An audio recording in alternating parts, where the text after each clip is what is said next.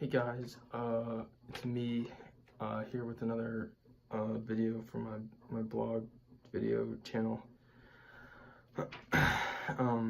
Today I'm gonna be talking about this really cool book I really read it, and yeah, some of you might be familiar with my previous works, such as TED Talk Grind Positivity, also TED Talk Grind Anxiety.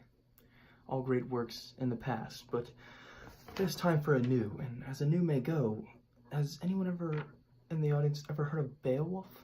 Oh, several, okay.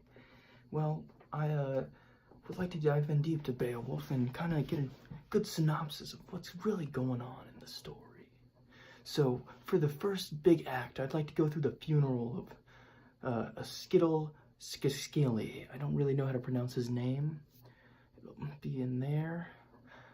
Yeah, he basically was someone who Beowulf knew well, looked up to, and his initial funeral was a real foreshadowing of what the story was going to turn into, and Beowulf's own demise in the end. So yeah, let's just take a look at that real fast.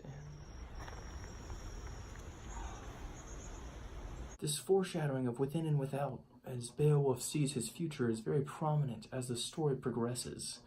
Not only that, but we'll go on to the next scene, major event, where Beowulf is sailing with his 14 warriors to defeat Grendel, who is very bad and evil. Sailing the ship to fight Grendel, the great monster. Now, after Grendel has been defeated due to Beowulf's traveling and fighting, we see that this really helps him in his clout rankings, because the king awards him with a great deal of prizes and, well, feasts, as they would call it in the olden days, as well as gifts. Hello. This is my feast.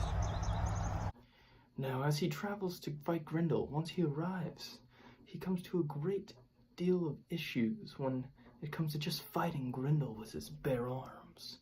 Now, although you may think the odds are against our dear Beowulf, but you are wrong. Beowulf overcomes and perseveres. Bad Grendel, I take ye arm.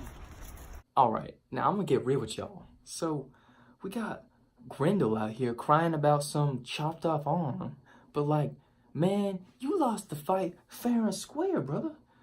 My man Beowulf out here taking him out with his bare hands. You know what I'm saying? But now we got Grendel's mama out here like a little pansy, coming and trying to go throw a big old fit in the banquet hall and wreak some havoc, man. Like, what is that about? I'm not cool with that, y'all. So we're gonna have our brother Beowulf show him what's up.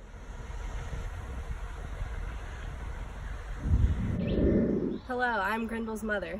Die! So, yes. Beowulf does indeed kill the mother of Grendel with a sword that he just finds laying upon the cave that she seems to be just relaxing in, I guess. So, you know, then the guy, Beowulf, you know, he brings back the head and gives it to the king, and he gets some treasure, as you may call it, or gifts. They call it gifts. Big gifts. So we get some gifts, you know, from the king. It's good stuff. Oh, thank you for my gift, king. So our man's Hygelak gets killed, and all of his kingsmen also get killed 50 years later. Therefore, our brother Beowulf becomes the king of Geats. Good job on the promotion, sir. Time to become king. Now, the last major event I'd like to touch on is how Beowulf's close acquaintance friend, Wiglaf, shows him some of the dragon's famous famous treasures, that is. And that is essentially the conclusion of Beowulf's life, as he then is dead afterwards.